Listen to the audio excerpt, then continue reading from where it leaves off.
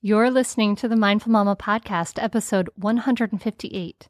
Today we're talking about how to deal with mother-in-law challenges in a special on-air coaching call.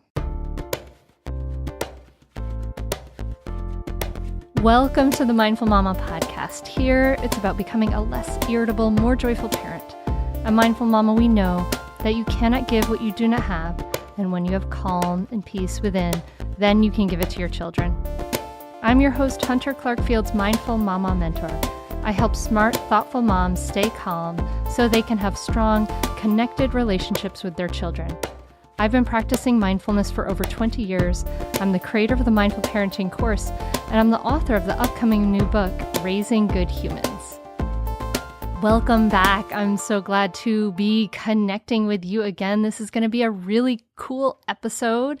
If you have challenges with family, interfering with your parenting, you'll find this episode really, really interesting. My mindful parenting student, Amy, has been dealing with her mother-in-law coming into her parenting, buying too many gifts that she just doesn't want, and all kinds of challenges. So I'm excited for you to join me at the table listen in as she gets advice on how to get her own needs met and how to change her thinking about her mother-in-law before we even start to address this problem. And then what to do about all those toys. Oh my gosh. So I know that you are going to enjoy this episode a lot. Before we dive in, I just want to invite you to let you know that I have a mindfulness for mothers guide that you can join in and get for free. It's a free audio guide, just like getting another free podcast. And it's at mindfulmomguide.com. And when you check it out, I hope you'll come and join the Mindful Mom tribe and join the conversation in our private Facebook group. And you can learn more about that at mindfulmamamentor.com. So get the free guide at mindfulmomguide.com and then join us and talk about it and get support, get help and accountability at mindfulmamamentor.com. So now join me at the table as I talk to Amy with this special on-air coaching call. Amy, thanks so much for coming on the Mindful Mama podcast. You're welcome. Thanks for having me. So you have taken the Mindful Parenting course, and we get to talk today about relationships with people beyond our kids, all the people who are involved in being with our kids. But first, just like our coaching sessions on the course, we want to dive into, we want to lean into what's good. So what are some wins you might have that you want to share? Well, one is that I started going back to school last semester, just at our community college, 5 credits last semester and just 4 this semester in environmental science. And I didn't know exactly what I was going into before. So been focusing, and it's helping me to have an additional thing other than taking care of my daughter and making sure she's raised really well that I can be focusing on. And before I had this feeling of almost dread of thinking about what's going to happen when she's in school and stuff. And I don't have a career because I didn't have a career really before she was born. I was trying to teach yoga, but it was really, really hard to make a living doing that. It's crazy. And so I'm I like this, but I can't really spend all of my energy in doing this and not feel secure. So that's that. And then, I've been really focusing on trying to be present in the good moments and easy moments with my daughter, enjoying them, I guess. So that's been good. I just started my meditation practice again. I was kind of encouraged by you and some other guests who were talking about meditating with your kids there. And I'd always going to try to do it at her nap time, but I've needed to use the nap time for schoolwork. So then I just hadn't done it for so many months. So I just finally thought one morning, okay, I always thought doing in the morning is kind of impossible for me because I wake up with my daughter, but I just sit on the bed and I said, I'm going to meditate for a few minutes. And so I've been doing that. And she's there and yeah. Cool. What does she do? She'll sit and read a book, or sometimes she'll come over to me and want to nurse, but I just tell her we're not nursing now. But yeah, she kind of has figured out sometimes she just sits in my lap, but it's not for very long. I'm not doing it for 45 minutes. I'm just doing I haven't started with a timer yet. I'll probably put a timer sometime soon just to take some of the ease off. Like if you're always trying to decide when to end it, then it's hard to focus sometimes. Yeah. So it's just until I'm like, okay, I've done enough, but I need to get breakfast ready. That's awesome. That's great. That's great, Amy. High five, because that's like how we build habits, right? Is we incorporate it in a way that's easy in our life. And, good for you too, because that's such an amazing example for her to see. I'm not going to wake up and run around like a crazy person. I'm going to wake up and I'm going to pause and I'm going to take some time for myself. So that's really, really wonderful. Awesome. And good for you for going back to school too, because it really helps. It's good for our kids not that it's bad, whether you want to be a stay-at-home mom or whether you want to do something else, whatever, rock on. It's your choice, do what feels good to you. But it can be hard for all of our energy and all of our fulfillment to come from our kids. Like when, because at first when they're born, it's like, oh my God, your world's just turned so upside down and so insane. And you feel like this is the most important thing in the world. And it is. But then it's almost like too much pressure on them if like they're our everything, So it's nice, if it's probably helpful to, for you to have some adult time, some time away from everything too. So good for you. And so it's just your one daughter, right? And how old is she? She's 2.5. Okay. So she's really young. Yeah. 2.5. Only a child as of now. Probably the only one. It was a lot harder than I thought. And especially the dynamic with my mother-in-law, like, I don't know, like, yeah, when she was a little baby and she'd be crying, like, and I was trying to get her to calm down. She'd like walk downstairs, like 2 flights down into the room sometime and like hold her. She'll stop crying for a little bit and then she'd give it back to me. But I don't know. She didn't do it that many times because I made it clear that I didn't want her to be coming in that type of situation. I'm trying to comfort my child. Yeah.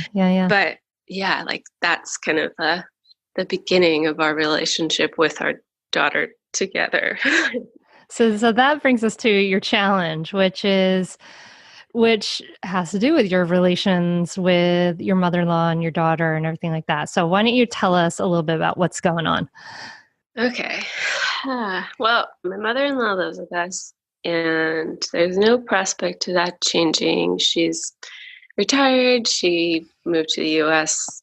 later in life, so she isn't really able to support herself either way. I mean, if she could, it would be not very good life. And so my husband wanted to support her, and she was already living with him when I met him, and I thought, wow, this is a good value. Like, that was one of the things I liked about him. And the relationship between me and her was okay. It was pretty good for a while. We've been together like 6 years, I think. And I don't know. I think she I don't know, because she doesn't have a lot of other friends. She's like really looking for like sometimes connection with me before we had a kid, and like it's hard.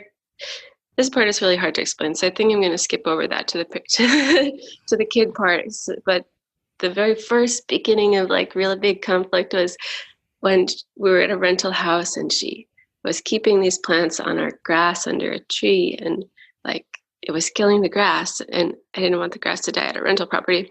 So I talked to her about what the requirements were for these plants. They need to be in the shade. And there was a shady place on the pathway in the front of the yard. So I think I might even said to her, like, I'm going to move, like, would this be a good place also? And then one time when I was getting ready to mow the lawn, she happened to be away, but I moved all the plants to the front yard, and she came back and she just like went ballistic, like, I don't know, you should just throw these away or something like that. And there is a language barrier between us. She doesn't speak a lot of English, and I don't speak much Russian, which is her language, her main language. So yeah, anyway, so there's like some simmering tensions, and that was probably like even 2 years before I had our daughter. And my husband works during the day, so I'm mostly home with my daughter. We since moved to a different house right before my daughter was born to have more security, because that rental market here is really crazy. And so you married into not only you didn't just marry your husband, you married your husband plus his mom, which is a whole dynamic that most of us don't have to deal with. That's a lot. You have a whole relationship with your husband, but now you have a whole relationship with her too. Yeah. Yeah. And I didn't really take that into consideration when deciding to like keep my pregnancy. I don't know if everyone would describe that, because a lot of people do try to have kids, but I wasn't intending to become pregnant. And I guess I didn't really like consider what would that make the relationship with my mother-in-law like, because I was mostly thinking like, oh, like my husband and I, we have these plans together, and at some point we'd like to have kids. And I don't think my body can take it if I wait much longer. Like, even though I'm not that young, it's going to be harder still. So now your daughter's 2.5, and you described sometimes, when she was a baby, your mother-in-law would come down and comfort her. Take us through some of the problems and the issues that you have with your mother-in-law. Okay. So really the one big thing is, so I'll just give the kind of the lay of our house to make the upstairs, downstairs make more sense.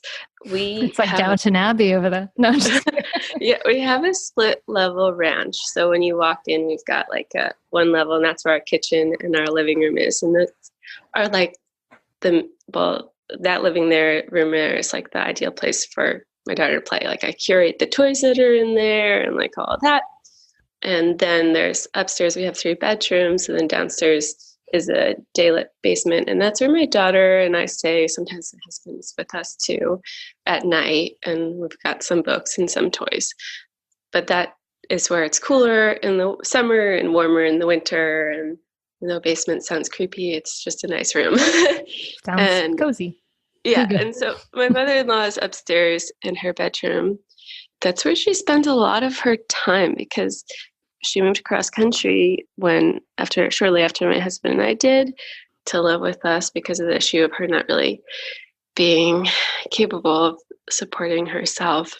So back to the boundary stuff. My daughter has a really hard time staying and sitting and eating her food if her grandmother is nearby, and we don't share our meals. So like, I don't know, if her grandmother comes downstairs, she's just like, I'm done with breakfast, I'm done with lunch, like I'm not eating, I'm just gonna go play. And when she's playing with her grandmother, it's just like my mother-in-law is constantly talking. She like will never stop talking. Sometimes she's singing. Sometimes my daughter's not even looking at her, but she's like trying to get her attention. And so her playing with her is like very irritating to be near, because she's like doing all these things for my daughter that I like would like my daughter to be doing instead, or like trying to introduce her to things that I'm trying to avoid introducing her to, like princesses. Like I'm really trying to like avoid the princess culture until my daughter's interested in it. If she shows some interest. So you're worried that like she's doing things for your daughter, whereas you want your daughter to be having independent play, and she's doing things for her too. Yeah. And like sometimes it's like she's been into this King Kong right now. So my daughter might have something that she's playing with, and like maybe they're pretending they're having food or something. And then the King Kong will always be asking, can I have some too? Can I have some too? And then like my daughter sometimes really doesn't even want to play with this King Kong doll, but my mother-in-law just keeps saying it over and over and over and over and over again. And then like maybe they're playing with a bus, and then like my daughter puts one little toy on the bus and maybe a few other toys that she wants to, and then my mother-in-law will find another little toy to put on the bus and say, I want to come on the bus too. I want to come on the bus too. Sometimes my daughter wants to bring on the bus, sometimes she doesn't. But like, I don't know. This is one thing that is really irritating to me. I don't know if it makes any sense why it sounds irritating. I'll just give a disclosure here that I know that at some point in my life, I'm going to look back and maybe listen to this and think, wow, all these concerns are really silly and petty. but it feels really real and really hard to me right now. It is hard. It is real. And your frustration comes through. But I think, so we have enough time to kind of talk through some of the things. Imagine if you were giving like a sort of a bulleted list. So one of the things is the play, and it's super intense, and she's doing some things for you. She's introducing princesses. She's like distracting her from meals. Mm-hmm. What else would be in that list? She's distracting her from nap time, like before nap time or bedtime. My daughter is like running actually to go to play with her grandmother too. So there's this amount that I don't really have like control over, whether she's spending time with her mother-in-law or not. And like, I don't know, probably some hard feelings that my daughter wants to spend time with her mother-in-law and not spend time with me. She does eventually, like sometimes she'll come back to see me, but I have so many like responsibilities of like getting all the food done and all this. So then, yeah, it doesn't always leave a lot of time for me to be like playing with her. And I end up having to feel like I have to leave the house to spend time with her one-on-one. So that's a big thing for me because it's like this extra layer of stress. I do always try to get her outside every single day. I do take her outside every single day. So we have some time together from that no matter what. But gifts is a big thing too. She's probably given her like 7 things this week, like this weird chick and some tiny calico dolls. And like we've asked her from the very beginning, please do not give our daughter gifts, and especially not so many. And they're small, little choking hazards. And sorry. So she's not respecting your wishes on this. Not at all. Yeah. I hear you. I would be terribly frustrated with all this too. Sorry. Yeah. Continue. Mm-hmm. Oh, yeah. And then some other background is that when my husband was younger and his sister was too, and the sister is not communicating with her mother right now, is they were both hit by her and teased by her. And I know that, and I've talked to both of them about it, and they both feel like she's probably not going to hit Ina, but it's still something that, like, because she denies it, and there's no way to know, like, for me to know that she's like moved through getting so angry that you can hit a child, which like I can understand because it's very frustrating sometimes raising a kid. But yeah, like I sometimes that's a clear scared. boundary, obviously. Yeah. So you're worried that she could get to this point. Sounds like their relationship is close, right? Like she loves her grandmother loves her. They're getting a lot out of this relationship, but some of the worries that you have are about the gifts. And then sounds like you may have talked to your mother-in-law about her potential to hit Ina, and that it's, obviously completely verboten. Well, no, mostly like, I don't know if we really directly said that because that's something I could really say, but I do I always feel like I have to be watching if I'm in the same house as her and like seeing what they're doing. So sometimes she'll like tap her butt or something. It's not like really hitting, but I'll say like, don't hit Ina. And then there was this one time a few months ago that I had to go, I don't know where it was, but I came back and Ina said, Baba, pinch me. And I don't know, I think it was maybe about this cactus or something that she might have knocked down in the backyard. And I'm not sure whether she did or not, but I told my mother-in-law, like, I asked her, like, did you pinch Ina? And she just said, like, you're crazy and all this stuff. And like, I don't want to be like the person who's denying, like telling my daughter, no, what you're telling me isn't true, especially about physical abuse or any type of abuse.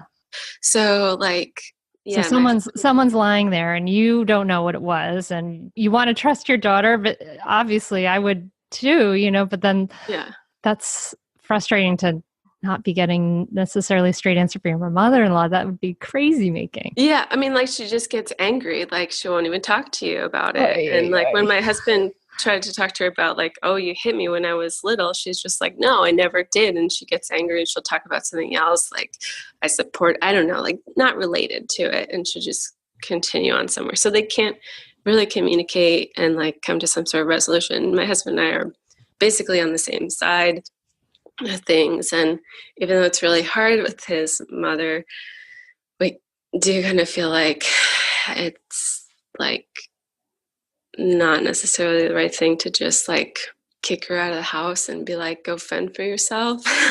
Yeah. So So, it's a big commitment to like figuring out a way to go through this, even though like none of us get along. And he's irritated when he listens to his mom play with my daughter too. And so he never wants to be like in the same area as the two of them. And yeah. And part of the problem is that she just doesn't leave the house very often at all either. You let me know in your email that she only goes out like once a week or something, right?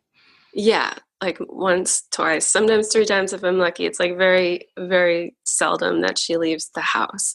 Like maybe she goes to the mailbox when I go out with my daughter, but I don't know. And it seems like she times the times that she does go out to times that my daughter and I are out of the house anyways. Except for Sundays. Amy, wow. You must feel like, wow, this is like a crazy situation that I've landed in where you're in this like intense living situation with your mother-in-law, and it's just because of the circumstances of the way things are, and that's going to be incredibly frustrating. All those gifts would drive me bananas too, as someone who's trying to simplify and get all the stuff out of the house and all the plastic and all those things, and that feeling like you always have to be watching. And that's a huge distraction on your attention, because I'm sure some listeners are saying like, oh my God, like it would be so nice to be have someone playing with my kid and keeping her happy while I'm getting things done. But, this is your story is a sort of an example of how it's like kind of the grass is always greener on the other side. And there's always challenges in all of these situations. So let's give your mother-in-law let's look at like her full picture now. Is there anything you want to share about her that is positive that you appreciate about her? Well, one thing would be that we don't have a television in our house. One thing, I guess, is that she can spend periods of time without having a TV on in relation to kids. Like my first semester, I spent some time, I had one day that I went to school, and one time my neighbor watched my daughter, and she would have a TV on sometimes. And I kind of felt like, oh, I don't even know. Like, I really don't want my mother-in-law to spend all this time with my daughter, but like maybe it's slightly better than having her go to my friend's house in some ways. The other thing is that she speaks another language, so she's teaching my daughter Russian. That's good. She likes plants. We both like plants, but we don't like the same plants. I mostly like useful plants in terms of like they have food value or value for pollinators.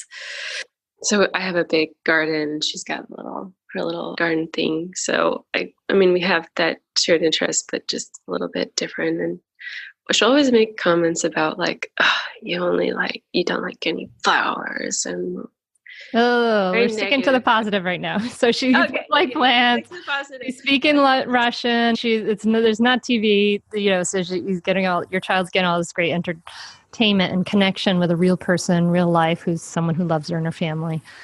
All right, cool. So let's take a deep breath in and deep breath out.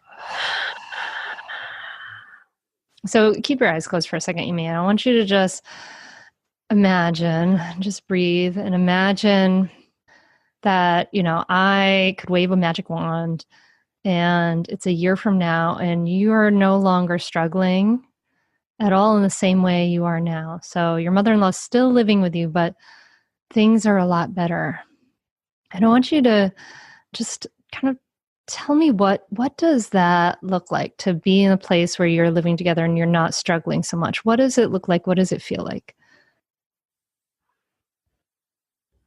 What does it feel like when you wake up in the morning? Well, feels a lot calmer.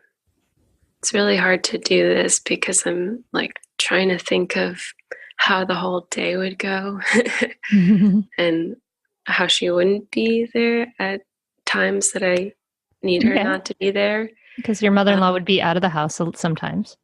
Okay. Not out of the house necessarily, even like if she's up in her room, it doesn't bother me. Okay. She would be not around during meal times, and I would be able to have peaceful meals sitting down with my daughter. And if it wasn't going peacefully, I'd have the space to like work it out with my daughter without somebody else trying to come in. And I would be able to say, now's not a good time, without her muttering, oh my God, and walking away, pretending that she's can't get out of the baby gate that's blocking off our dangerous room for my daughter. No muttering. No muttering. So you would be able to communicate with her a little bit more. Yeah, like she would understand what I want and why, and she'd just do it. Oh. Yeah. As not really like right now, just trying to exclude her for no reason. There's usually some reason for it. There's always some reason for it. Do you think she's feeling excluded? Well, she sits in her bedroom upstairs and I tell her, like, now it's not like, please go I don't know, like, I'll just like have to carry my daughter away. Like she just, if I try to say like, sometimes I can say now's not a good time and she will go away, but yeah, there's the muttering. But sometimes she doesn't listen and I feel like I have to pick up my daughter and walk out of the house or walk to another room or something like that. And then of course you can imagine like a 2.5-year-old who loves her grandmother, the thing that you love a lot, just walks into the room and you want to spend time with her, you get so excited and then you're being carried away. Like, so you don't want your daughter to resent you for that. Yeah. About it, sometimes I feel like kind of have to, and this is to get out of the example of what things are going to be like. That's okay. Like, one major time that this happens that's really frustrating for me is like my daughter might I might have to take something away from my daughter in the kitchen. Like she likes to go through the spice cabinet and take down all the spices, and like so sometimes I'll lock it up after she's been in there for a little bit. She'll start to cry. Like kids cry, you take things away from them. It's okay that they cry, and like you help them through it in like a kind way, helping them feel their emotions and stuff. But my mother-in-law comes downstairs during that time sometimes and like just says like, no, don't cry, or like, what's going on? What's going on? Like, I just want to have time with my daughter. It might take a while, but I don't feel like I should have to try to carry her away into another room to like be able to work through something with her. And I worry that like having someone who's coming in and distracting her in a different language I can't understand really much. Yeah, this is something that I feel is like a really big concern, and I'm not sure how to handle that. So yeah, so you're kind of per mindful parenting, you're trying to help your daughter feel, she's upset. You've created a boundary. She's upset. You're trying to help her. You're showing some empathy, trying to help her feel her feelings. And then she's getting this message of don't cry, suppress your feelings from your mother-in-law. Oh, yeah. Okay. So your needs, what would you say your needs are for this? Like, it sounds like, what do you think from your point of view, what do you need? You're needing to have some privacy, right? With your daughter. And it sounds like you want to have some boundaries around your meals. Yeah. When does she eat her meals? Because does she eat her meals in the kitchen? She will cook and bring stuff upstairs to her room. So I'm not totally sure. And she says she doesn't eat like after lunchtime. Sometimes she'll eat dinner, but she doesn't always. So I think she mostly cooks when we're not there. So I've been trying to be a little more mindful of like, oh, maybe I actually need to go somewhere, like go downstairs with my daughter so that my mother-in-law can like come downstairs and cook. But yeah. Have you guys ever tried doing meals all together? She doesn't like to eat what we like to eat. We don't necessarily like to eat what she likes to eat. But when my husband and I were talking about this maybe November, October last year, like we're like, okay, like we got to figure out like how to make sure my mother-in-law does get time with Ina, because my husband's like, I feel really bad if she dies and like she never got any time with her daughter. and with her granddaughter, which I was like, she's getting time with her every single day. But then one idea I had was, we can like try to have one meal together every week. And he said, okay, that could be possible. We can probably manage that. So then I thought, okay, well, you're also supposed to try to help, like have meaning with kids, like give them a job or something like that. So like maybe I could do that same idea with my mother-in-law. So I said, well, you want to have a meal together and could you cook it? And like I was pretty sure she understood, like, okay, it's like Thursday, like I said very clearly, like, are you able to do it? Like, can you get it? And then she said yes. Like, and then it's that day and nothing's happening. And then so of course I was frustrated because I had not planned to make dinner and I actually had something else to do that night. So then I, quickly figured something out. Then I explained to her I was frustrated. Like I said, we talked about this, you're going to cook this meal and everything. And like at this whole time, she's just like been playing with my daughter, in the frustrating, irritating way that I'm hearing her. And then, so then I said like, okay, I thought you really understood. And she said, I understand. And I asked her like, can you do it next week? Like, and then it rolls around to the next week and it just like the same thing's happening. She's like not cooking at all.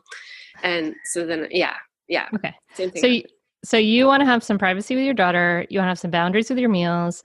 You want to have some boundaries on your gifts. Seems like your values in some ways are kind of like, I was thinking about that, like kind of like simplicity, and your mother-in-law in some ways showing a lot of generosity, which is nice, and that's something you can talk to your daughter about, kind of explain it to her in that way.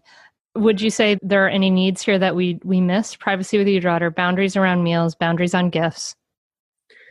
I mean, specifically boundaries on like coming down when my daughter is crying, like.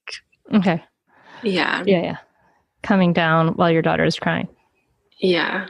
Okay. I don't know. Maybe that one, I mean, I'd like to hear your opinion on that, but like, I like, maybe I'm crazy, but I really feel like it's not right to have, not right, but like, maybe you said it's not sending the right, could maybe not be sending the right message or having another person come in at that time. So I can hear for you, like you're obviously you're worried about her influence. And, there's also part of you, I mean, your daughter's so young that you're home with her, like in so many ways, like in any other situation, you'd be that primary figure in her life. And she's so attached to her grandmother. And that part has got to be, I'm sure that eats at you in some way, right? That's hard to share that attachment, right, with your daughter. And there's that, I can hear kind of that worry of like, will I have the influence with my daughter that, that I want to have and be able to raise her the way I want to raise her, right? And that's like a fear that is coming through. I think as far as your relationship with her grandmother, there's only one way to resolve, these problems with any relationship, and that's to explain your needs to her and have these conversations. And just like with a child or any other person, if that person isn't understanding what your needs are or crossing your boundaries, you might have to have this conversation multiple times, and it sounds like because of the language barrier, you're going to have to solicit the help of your husband, or even if not your husband, you might find somebody in your community or in your neighborhood, even a counselor or social worker that speaks Russian, to be able to have someone there to help you talk to your mother-in-law about your needs. Because just sitting there with your hands tied with this boundary around you and just feeling frustrated isn't getting you anywhere. Like I can tell you feel like you're spinning your wheels, right, Amy? Would you say that's kind of... Yeah. Yeah. And I've like talked with, I even got, like I posted on the internet, like I need help to like speak to my mother-in-law or anybody who'd be willing to do interpretive services for me. And good. So, but that was more than a year ago. And I did find someone who had been an interpreter and like could also be friends with her because she's got kids. And my daughter could be friends with her kids. Wow. But that's amazing. But then we didn't end up saying in touch that much. And well, I talked to my husband about it. He's like, I don't know, she might end up not liking that person because like she's, talking to you about this stuff. He just kind of like said, this is going to go really, really bad. Like he's worried about having this conversation. It's not with just his that mom. He knows that like having conversations with her doesn't go anywhere. Like last night, I don't know if we have a lot of time. What time is it? Oh my God, not much. So yeah, there was this weird thing. Ina found a toy at the park, and then she brought it back, and she showed it to her grandmother, and then her grandmother then has to like give her more things. Right? It's like this arms race around toys. Like my parents gave her this wooden doll house, which is when I went to visit them a few weekends ago.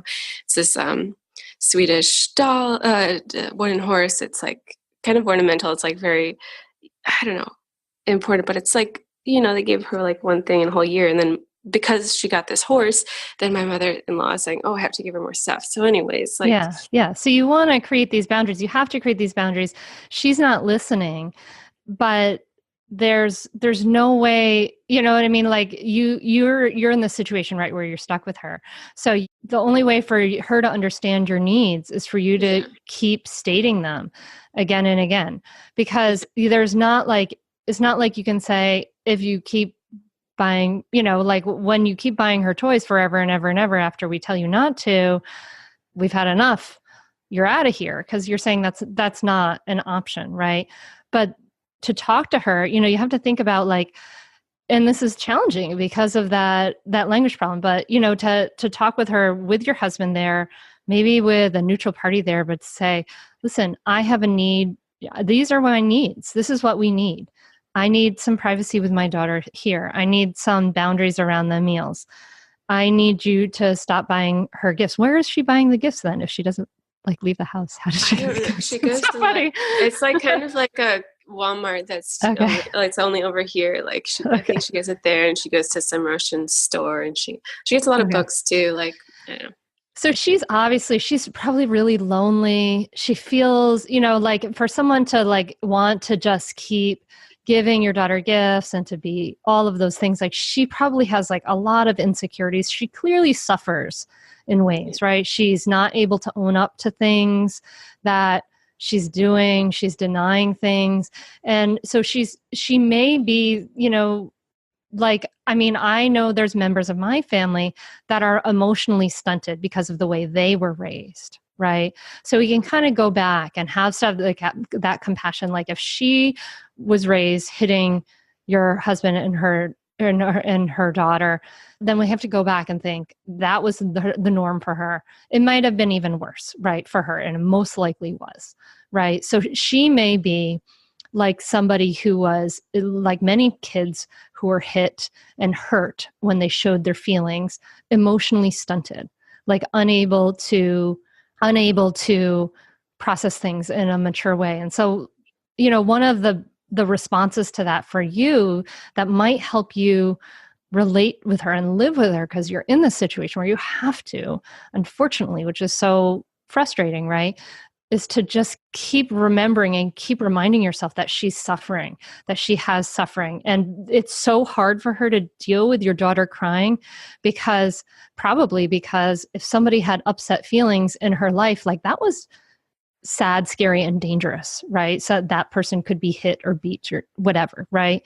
That's what happens for many, many families in the past, right? Like if you were upset, somebody was mad or sad, or those things you could be hit for those things, right? And so that feeling of hearing your daughter crying and be upset feels probably intolerable to her, right? And it's really hard for her to deal with. So it may help for you, Amy, to kind of imagine in her head a little, and to kind of see beyond just that frustration, see that she's also suffering too, right? Mm-hmm. But the only way for you to get your needs met around your boundaries and things like that is to really, you have to insist. You have to, I'm sorry, you have to have conversations with your husband. Think about what are those boundaries? I mean, if they're around the gifts, you and your husband you may have to say, I'm really sorry. We're going to take these gifts, and you talk to your daughter about it. Honey, your grandmother is giving these gifts. We're going to practice some generosity. We're going to give these gifts to some people who really need some gifts, some toys, and explain to your mother-in-law that when you give her all these gifts at times where we're not wanting, you to give these gifts, when you're crossing our boundary, when you said that you wouldn't and you still do, we're not going to keep these things. It's a very logical consequence, right, for them to actually then leave the house. But see if you can get your husband on board with you, so you're not the mean, evil mama. Right? Yeah. Right. He actually suggested that, like, we Yeah. have to take everything she gives to her and then show it to her. We have all this stuff that you gave our daughter, and then give it away. But I like the piece of, like, to bringing my daughter in a little bit more around it. Yeah, talk to her about the generosity. And you need to learn the language of, how do you say, I need my space right now in Russian, right? Like, these might be some good cues for you. Like, I would really encourage you to find a time, talk to your husband, find a time where you can be with him as an interpreter, or even somebody else as an interpreter, as a third party, to talk about all these needs, to like write them down, to have her really understand. And she may say yes, yes, yes, and then deny it later. But then if she does, you can say, like, write them down and say, this is what we talked about. And I feel frustrated because you said that you wouldn't be here during our meals, and maybe you can, problem solve around that. Like, you want to play with my daughter. It's great that you have a great relationship. When mealtime is over, maybe it can be a fun thing for, your daughter to go up to her door and knock on her door, like in a special code, like dun, dun, dun, dun, dun, or whatever, you know what I mean? Like, you could bring some playful elements into holding these boundaries, but it all comes down to, you have to talk to her about it. And somehow you have to cross that divide. Yeah. What if I'm like having to like enforce the boundary also with my daughter? Like, she's trying to go up to her grandmother's room. So like picking her up and carrying her screaming down to the table and say, it's time to eat food right now. Then she gets up and runs away. Like, I don't know. I think like maybe I just have to keep doing it forever, but also it seems like, I don't know, maybe it's not the right response, but I guess it won't be forever. With 2.5, you are teaching. Like, we sit at the table during meal times, right? Like, that's a value you're teaching. And so and hopefully, get your husband on board, have him help too, but hear her and see her first, right? Acknowledge what's going on. Say what you see. Oh, you really want to go see your grandma so much right now. I hear you.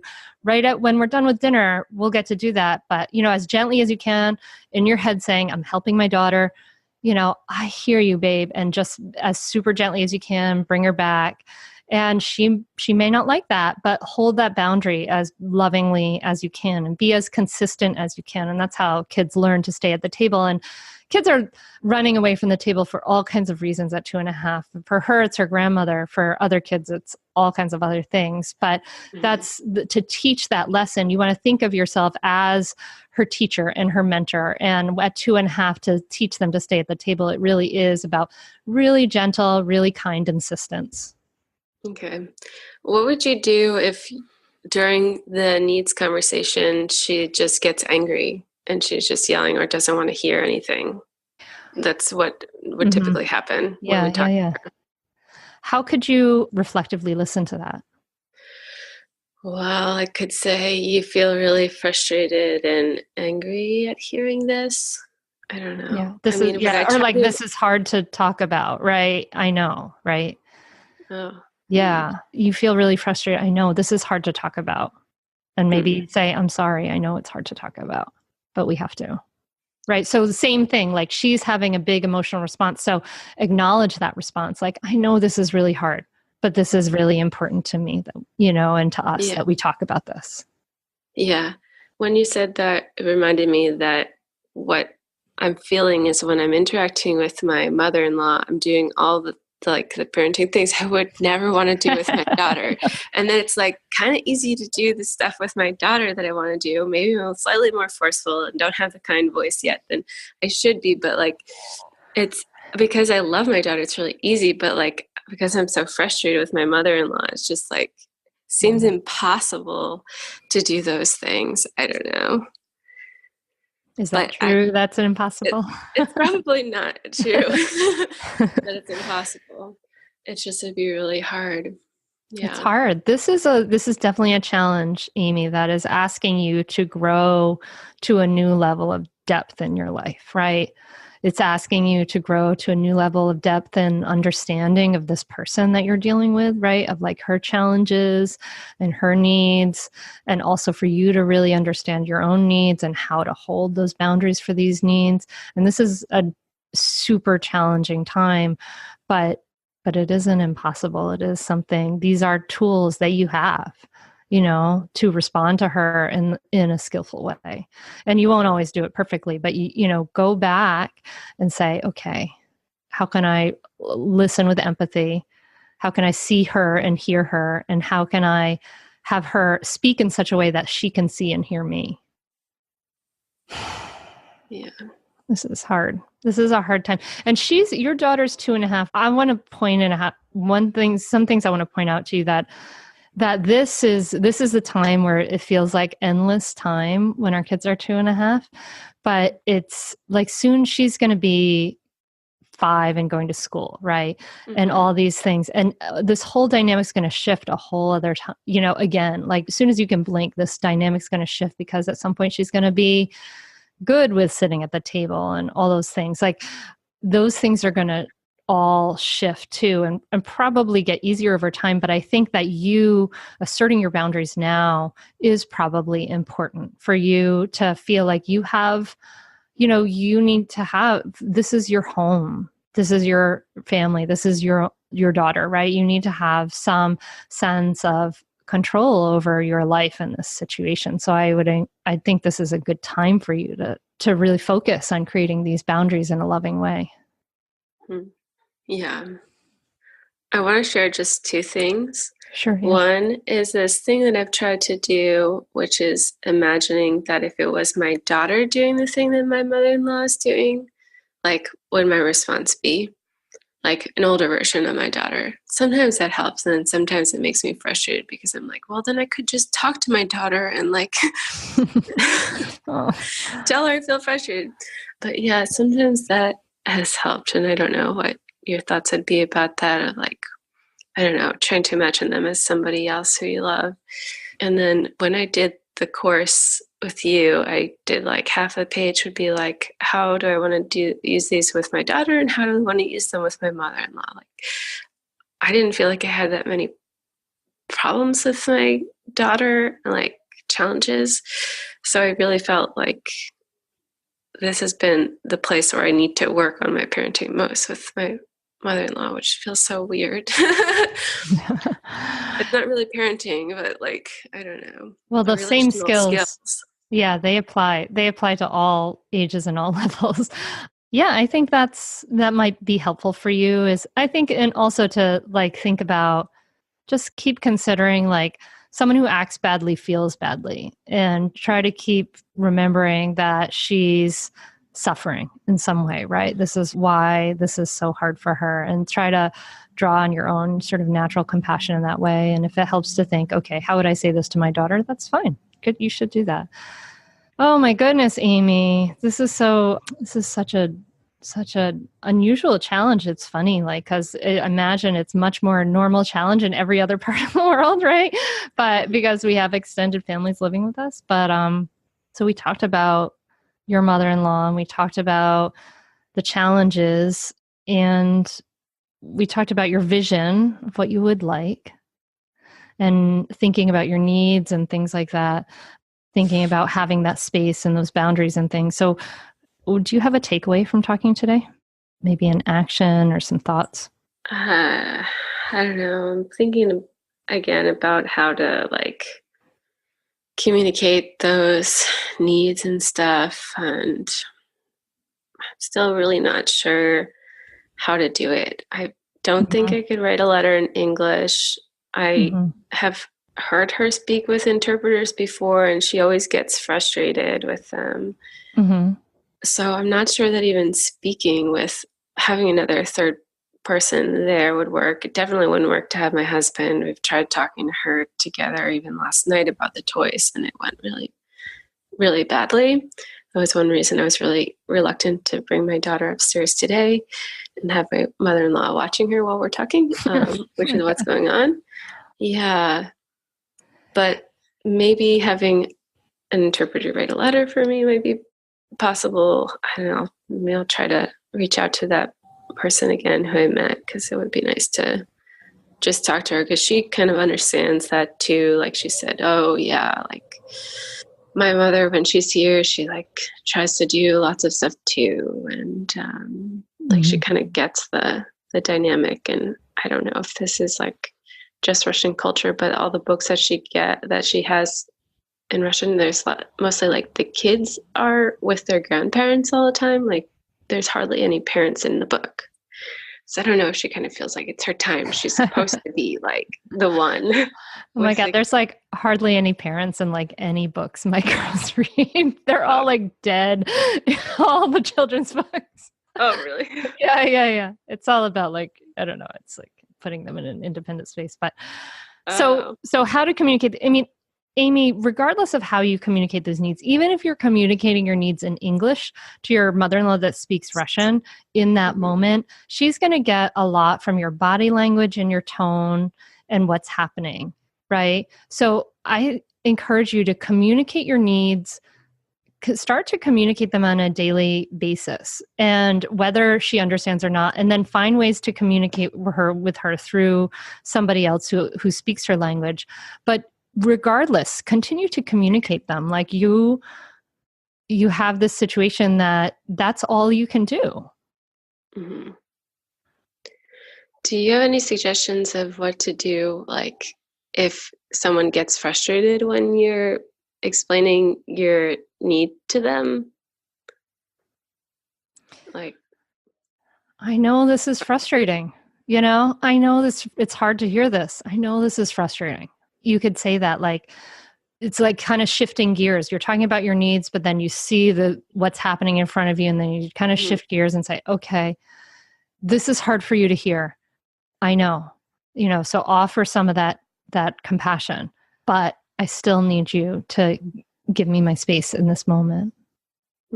and if she doesn't understand, like, I think the only language words I could say would be like, please leave, or like, go away, or something. Which I don't know. I'm kind of afraid of saying go away, because my daughter started saying like to me, like, go away. Like if she's playing with her grandmother, or last night she was playing with her father, and she's like, go away, go back cooking, go like start cooking. So like, I don't want to be repeating that particular phrase.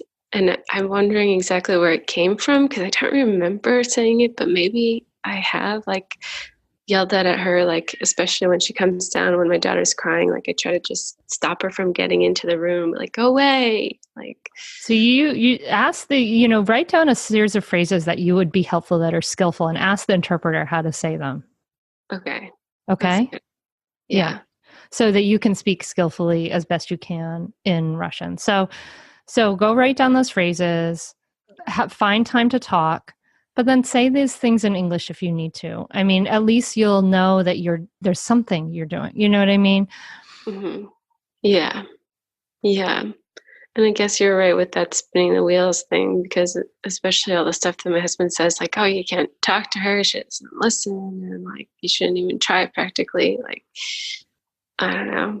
That's probably has prevented me from doing what I know is the only thing I can do, like try to communicate to her the needs. Like, and we almost had a breakthrough day like 2 days ago, but then she just got really angry and crazy the next day.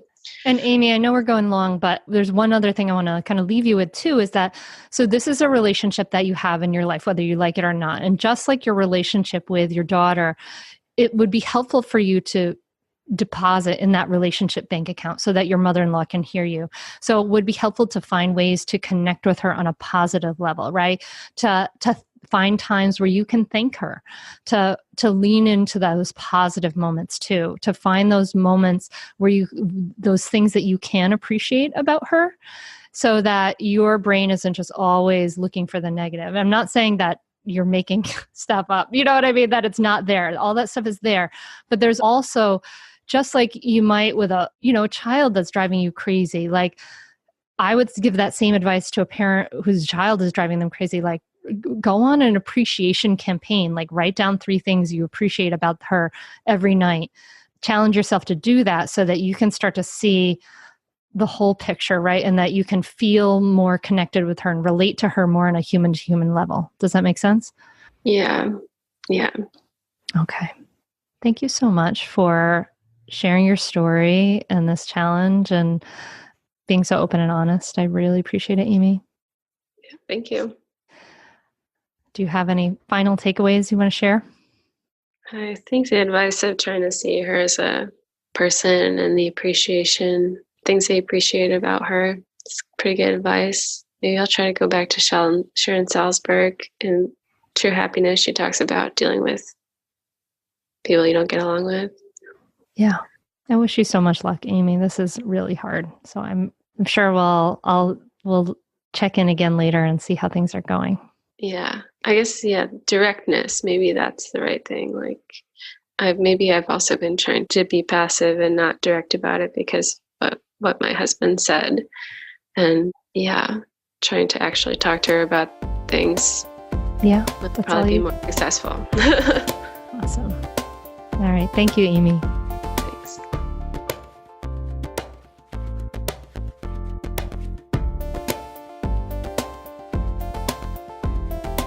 Thank you so much for listening to the Mindful Mama podcast.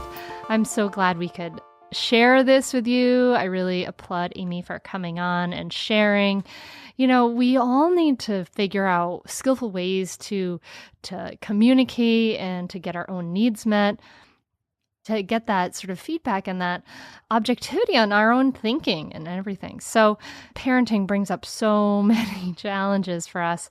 If you are enjoying this, you might like to have a conversation about this podcast with the rest of the Mindful Mom tribe. And we have a private Facebook group that you can join. And there's a link to that at mindfulmamamentor.com. We'd love to have you come and join us and connect. And if you enjoy the podcast, it makes such a big difference when you share a review on iTunes or Stitcher, or Apple Podcasts or Stitcher, wherever you listen. And even better is share an episode with a friend, tell someone about it. Word of mouth is the best. And I connected with some amazing mamas from the Mindful Mama tribe this past weekend. And it was so great to connect in person. And as we start to get together and come out of the earbuds and into the world, it was just so soul-filling. So shout out to the mamas at the Copper Beach retreat. It was so much fun. And if you want to connect, do connect with us. Connect on the Facebook group, and then you never know where that can lead. And absolutely, please do support the podcast by sharing it. Share it with your friends, and let's spread the word on growing and changing and shifting these patterns for generations. It makes such a huge difference. So I'm wishing you an amazing week. I hope that if you are in the Northern Hemisphere, you're getting some more light and you're staying warm, and in the Southern Hemisphere, I'm hoping that you're nice and easy breezy. And I wish you some calm and some peace this week. Thanks so much for listening. Namaste.